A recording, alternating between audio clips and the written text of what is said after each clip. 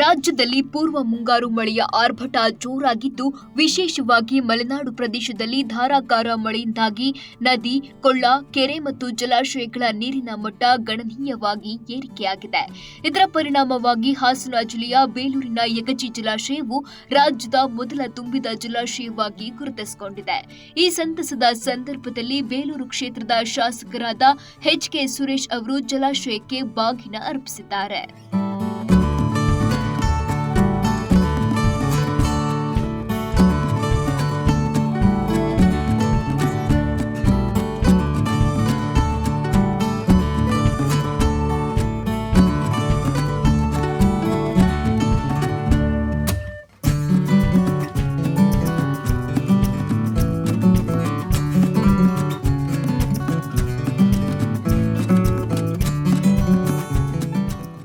ಬೇಲೂರು, ಚಿಕ್ಕಮಗಳೂರು ಮತ್ತು ಹಾಸನ ಜಿಲ್ಲೆಗಳಿಗೆ ಜೀವನಾಡಿಯಾಗಿರುವ ಯಗಚಿ ಜಲಾಶಯವು ಕೃಷಿ ಮತ್ತು ಕುಡಿಯುವ ನೀರಿನ ಅಗತ್ಯಗಳನ್ನು ಪೂರೈಸುವಲ್ಲಿ ಪ್ರಮುಖ ಪಾತ್ರ ವಹಿಸುತ್ತದೆ. ವಿಶೇಷವಾಗಿ ಚಿಕ್ಕಮಗಳೂರು ನಗರದ ಜನರು ಕುಡಿಯುವ ನೀರಿಗಾಗಿ ಈ ಜಲಾಶಯವನ್ನೇ ಅವಲಂಬಿಸಿದ್ದಾರೆ. 2001ರಲ್ಲಿ ಯಗಚಿ ನದಿಗೆ ಅಡ್ಡಲಾಗಿ ನಿರ್ಮಿಸಲಾದ ಈ ಜಲಾಶಯವು 1280 ಮೀಟರ್ ಉದ್ದ ಮತ್ತು 26 ಮೀಟರ್ ಎತ್ತರವನ್ನು ಹೊಂದಿದ್ದು 965 ಅಡಿ ಎತ್ತರದಲ್ಲಿ ನಿರ್ಮಾಣವಾಗಿದೆ.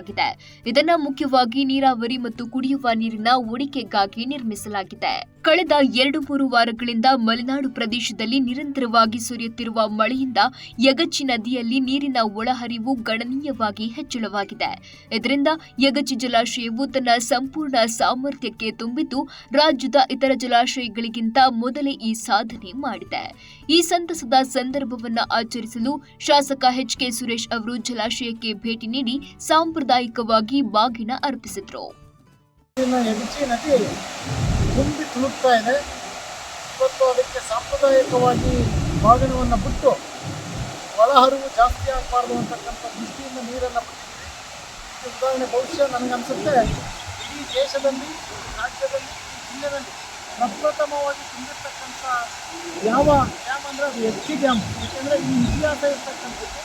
ಯಗಚಿ ನದಿಯು ಚಿಕ್ಕಮಗಳೂರು ಜಿಲ್ಲೆಯ ಪಶ್ಚಿಮ ಘಟ್ಟಗಳಲ್ಲಿ ಹುಟ್ಟಿ ಚಿಕ್ಕಮಗಳೂರಿನಿಂದ ಬೇಲೂರಿಗೆ ಹರಿದು ನಂತರ ಹಾಸನದ ಗೊರೂರು ಜಲಾಶಯಕ್ಕೆ ಸೇರುತ್ತೆ.